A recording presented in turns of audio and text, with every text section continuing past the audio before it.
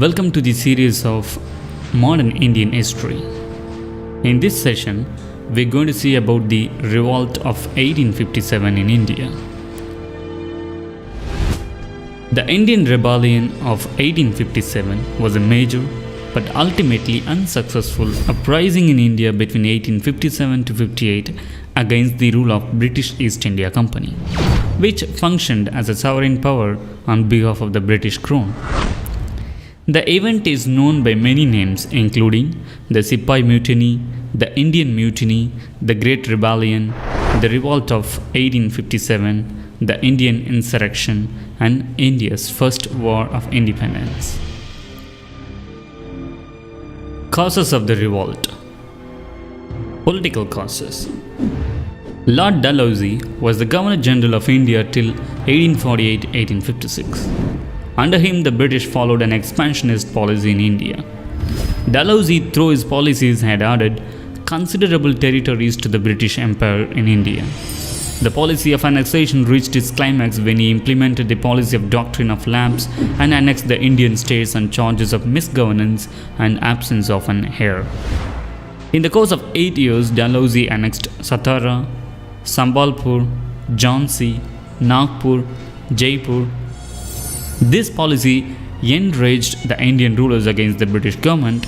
As part of the doctrine of lapse policy, the titles and pensions of some Indian princes were confiscated. The pension of Bajirao II's son Nana Sahib was discontinued after his father's death, and Rani of Jhansi had been deprived of her right to rule in violation of the recognized Hindu law. Dalhousie further proposed to abolish the title of the Mughal emperor after the death of Bahadur Shah II. Economic causes. The economic policy of the British adversely affected every section of the Indian society. The British exploited the economic resources of India to their advantage and drained her wealth by crippling the Indian trade and industry. Under the British, India turned into a colonial economy to serve the British capitalist interests. Heavy taxation, evictions, discriminatory tariff policy against Indian products, and destruction of traditional handicrafts that hit peasants, artisans, and small zamindars. These grievances left the Indian people dissatisfied of the British, eventually turned out to be bitter enemies of the British. Social and religious causes. The attempt to bring about social reforms in India by the British was not liked by the general public. The social legislations of the evils as sati, infanticide, remarriage of widows, etc. were considered as interference in the religious matters of Indians about which the Englishmen knew nothing. The introduction of English education, the propagation of the work of the Christian missionaries, and the changing of the Hindu law of property with a view to facilitate the conversion of Hindus to Christianity alarmed many Orthodox Indians. Military causes.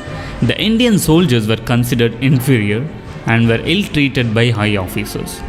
The high ranks in the army were exclusively reserved for the Englishmen, and the Indians were deliberately excluded from responsible positions. The immediate cause of the revolt was the introduction of the new Enfield rifle and the greased cartridge.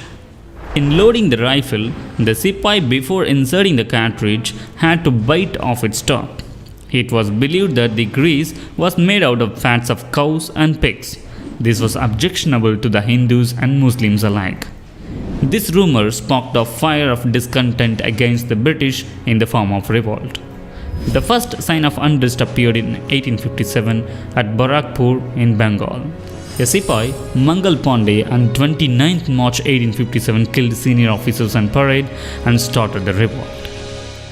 Course and spread of the revolt.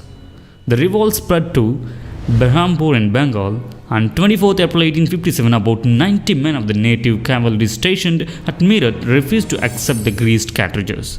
85 of them were dismissed and sentenced to 10 years imprisonment. On 10th May, the revolt started at Meerut, and mutineers, after killing some of their officials, marched towards Delhi. On 12th May, Delhi was seized and Bahadur Shah II was proclaimed the Emperor of India. The real command was in the hands of Bakht Khan, who had led the revolt at Bareilly and brought the troops to Delhi. In Kanpur, the revolt was led by Nana Sahib, who declared himself of the Peshwa and governor of Bahadur Shah.